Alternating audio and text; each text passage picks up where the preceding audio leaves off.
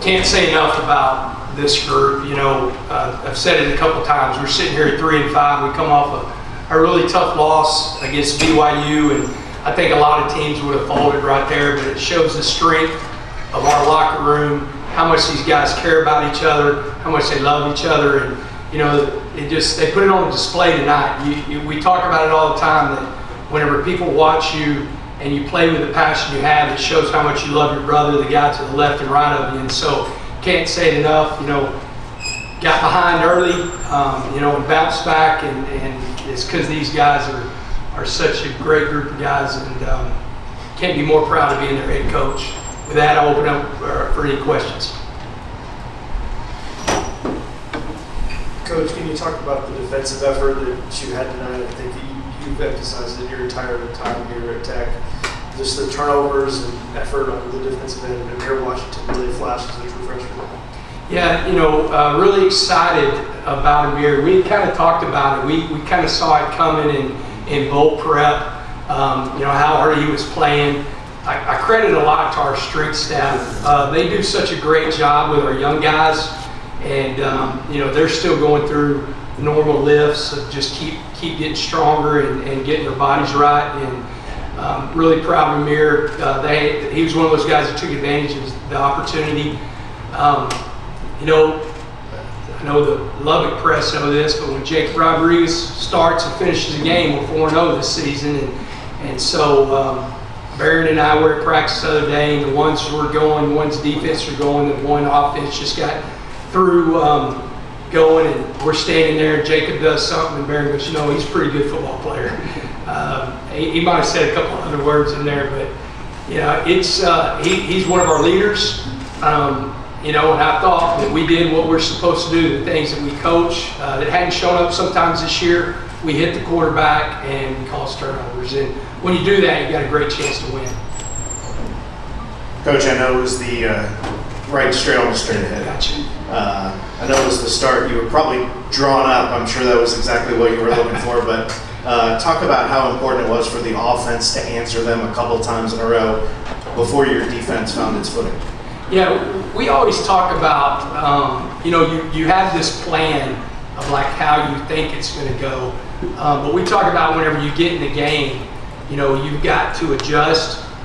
We've got to keep adjusting throughout the game. And then we talk about complementary football. And when we talk about that is that, if something crazy is going on one side of the ball, the other side of the ball has got to pick it up. And the offense did tonight. It kind of got out of whack early on defense, and so the offense had to pick us up and let us settle in and play, and they really did. But it was that's what we're trying to do as a program, and keep building that mentality. Is every game's different. It doesn't go the way you want it to go, but you got to find a way to win that game.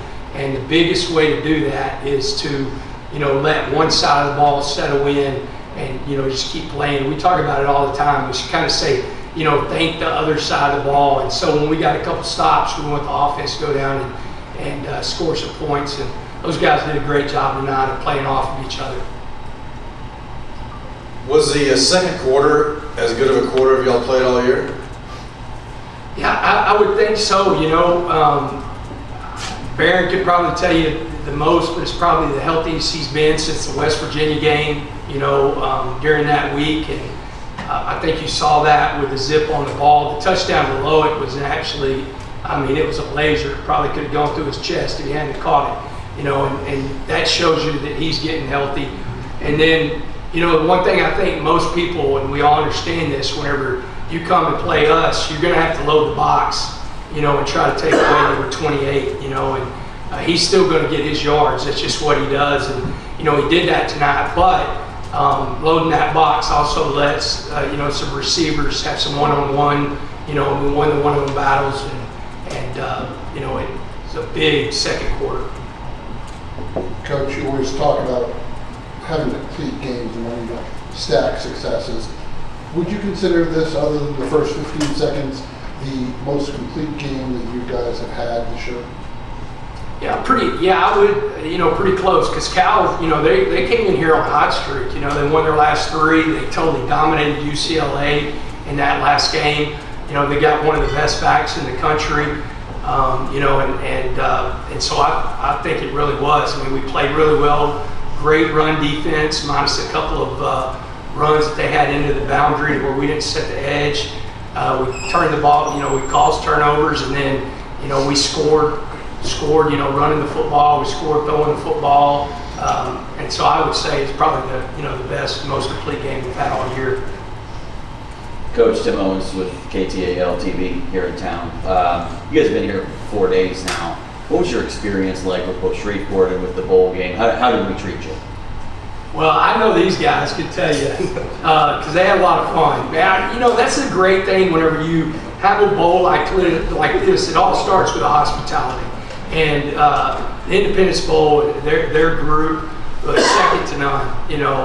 I've been in the Texas Bowl. They're absolutely phenomenal. I've got to play in the Sugar Bowl. They're absolutely phenomenal. And I put these guys right up there with it just because of the way they treated my guys and, the activities they had for us. And then I know these guys, man, they had a good time. I let them be grown men. The first night we were down here, we had a 2:30 curfew. And I think they got all 2:30 of it, but they were ready to practice the next day. And, that's one thing about them, man. They enjoyed themselves, and I'm glad they did. I got you. Hey, Baron. Had to come back from a little bit of injury this year, the backup role as well. But then you look at it tonight, another bowl title to your resume, offensive now MVP. 3 years ago tonight, you made your commitment to the Red Raiders. I guess take me through this journey now, as now you're yet another bowl champion. Yeah, I mean, it feels really good to win another bowl game. I've been to a bowl every year. I've been in college, but what we have going right now, this university is really special. We got a lot of key players coming in too. The coaching staff's done a great job. And so, just really looking forward to next season and what we can build on for sure.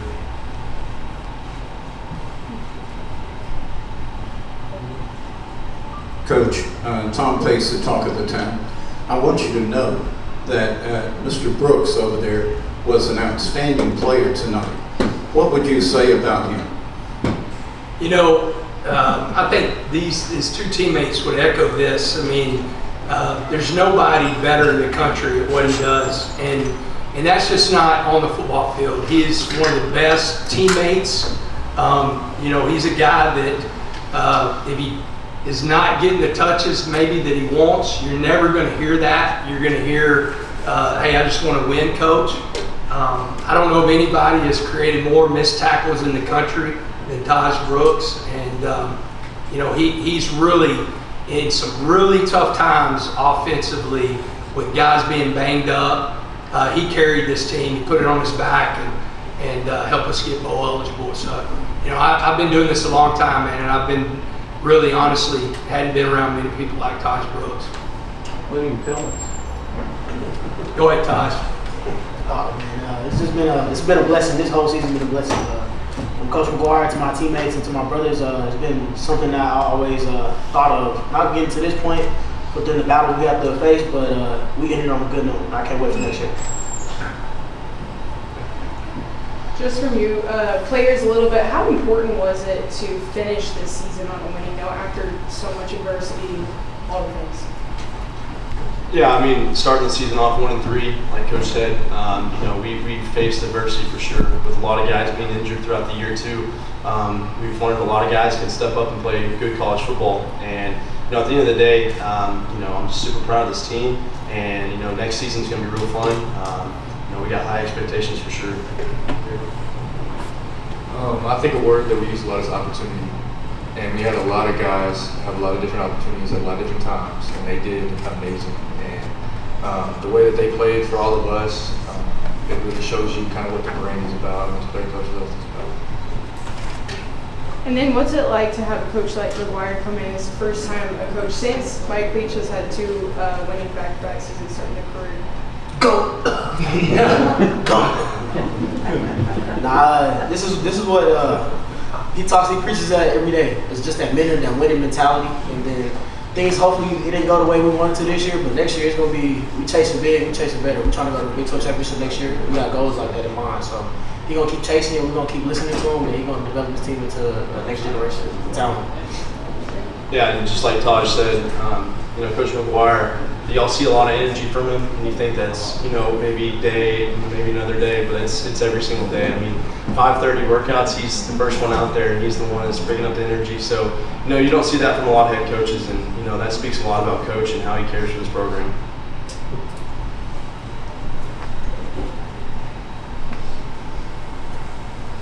Hey, Coach, first time since 2002 to 2004 to win consecutive bowl games for 3 years in a row. You got the construction back in Lubbock. Just talk about the future of Red Raider football. Yeah, we talked about that before the game. That was something that's really important. I mean, whenever you're trying to build a program, to do things that hadn't been done before, you got to do things, one, that hadn't been done before, and it's been a long time, but you start with that, the expectation. I mean, these guys know they're going to come back in January. We'll have a team meeting on January 9th, and we'll start right off the meeting with we're bowl eligible. But that's not the mission, the things that we have to do to get better. And, it just sets those expectations that they understand that that's who we are and that we've got to work for more. What's going on, and I think Barron said it earlier, but what's going on in Lubbock, Texas is as good as anywhere in the country. The alumni, our Board of Regents, our administration have done such a phenomenal job, backing what we need to be an elite program. And so whenever that South End Zone is built, whenever that Womble football facility is built, honestly, there's no excuses, whenever it comes to facilities and getting guys ready to go play and, taking it to the next level. And, we got a lot of work to do, but, that game one next year, man, it's going to be pretty special to be able to see that South End Zone completed and be a part of that first game and really everything new at Jones AT&T. Barron, what can you tell me about that first touchdown pass that you were a part of? Obviously a pretty special moment. What did you see on that play, and what was the moment like after y'all scored?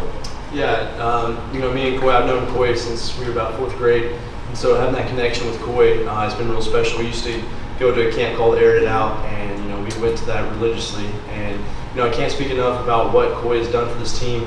Being a team player, he's always been a solid rock for us when we needed a receiver. And he's the guy that's going to come in day out, and he's going to get work done. And really appreciate him, and I'm really excited to see what he can do this offseason, get faster and stronger.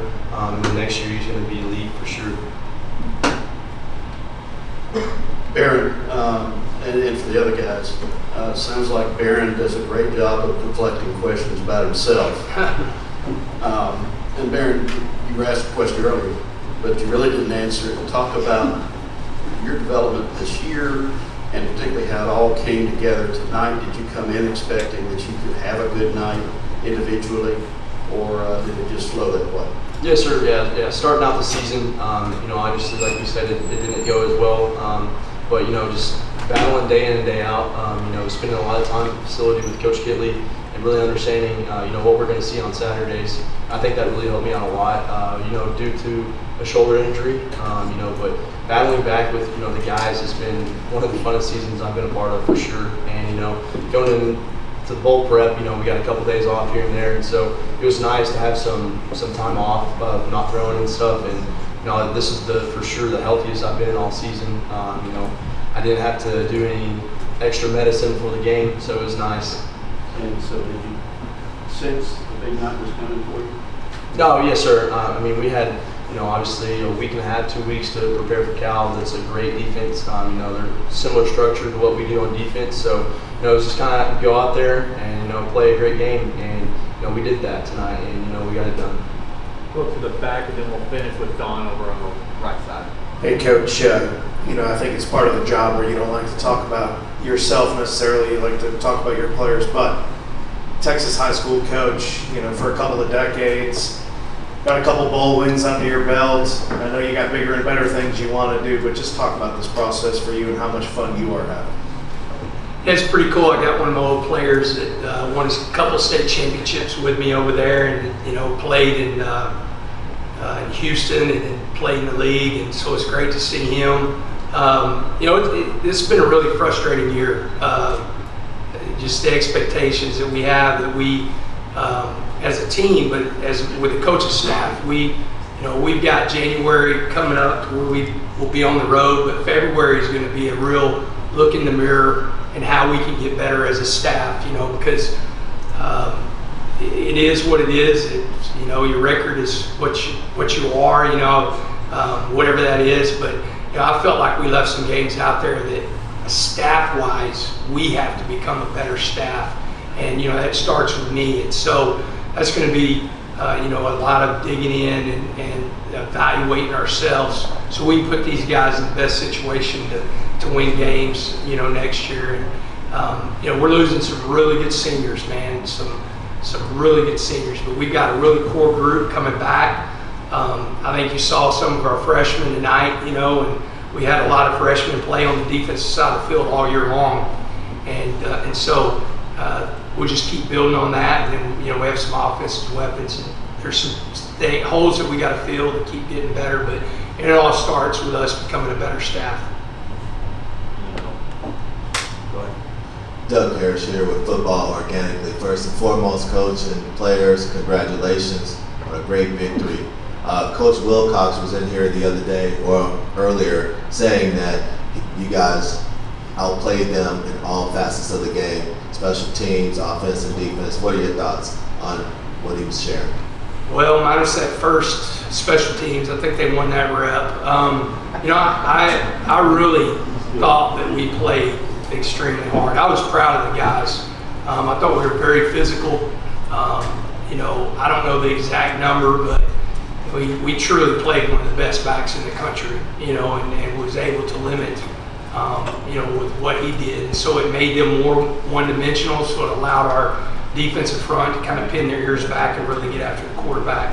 And so that made a difference because we put pressure on him to, be able to throw into some coverages that we wanted him to throw into. And, J-Rod, made some big plays, and C.J. Baskerville, and then we dropped a couple too that, we'd love to have back. But I thought that, physically, it was a really physical game for us, and I thought we did a good job against a really good football team. Don on the front row. Enjoyed Jay Nutt, obviously Pac-12 rushing leader, you hold him to 42 yards, which was his second lowest this season. What was the one or two things going into the game that y'all felt like you needed to do to keep him from going off? The biggest thing we talked about, and Jake can probably echo this, but our gap integrity, if you go back, like we watched him against USC, and man, he was just unreal against USC, but a lot of times they would have two or three guys in the same gap, and he's the guy that can find it, and if he finds it, he's got real speed. And so we went into the game really saying, hey, we've got to gap it out and take a lot of pride that he's not going to run in our gap. And if you do that, now all of a sudden he's going to stutter his feet, and it's going to allow us to, get to him and limit the gains. And he had a couple. He had a couple runs to their sideline, to kind of our boundary that we didn't set the edge. But other than that, I thought that defensively stopping the run, man, was elite tonight against, like you said, the best back in the Pac-12 and one of the best backs in the country. I was going to ask you also, this is usually one of the biggest weekends of the year for you with your love for Texas high school football. Yeah. How did you handle having to get ready for a bowl game at a time that you're normally just in championship games? Yeah, last night we went and watched a movie, and which I do it anyway when they pick scary movies. Jacob doesn't like scary movies. He won't. We got to take him to a different movie whenever it's a scary movie. I'm pretty much the same. So I kind of treated it like it wasn't a scary movie, but kind of treated it like that. I was on my phone a lot last night refreshing, high school scoreboard. And then today during the break, it was a long day having a late game. And so I just followed between social media, I got to see Port Neches Grove beat Sock in a heck of a game in 20-17. I got to see Duncanville following that score. And it's just some really great storylines I didn't get to see yet to score the last game. But, for Coach Samples, he's an absolute legend in Texas high school football to win back-to-back titles. And then, Gary Joseph's son, who's an absolute legend, for him to win his first state title, Coach Joseph at Port Neches Grove, and seeing Coach Joseph hug his son. I actually sent the video to my son and said, this is going to be us someday. And so really, great moments. I followed every minute of it until we kicked off. All right, thank y'all. Thank y'all very much.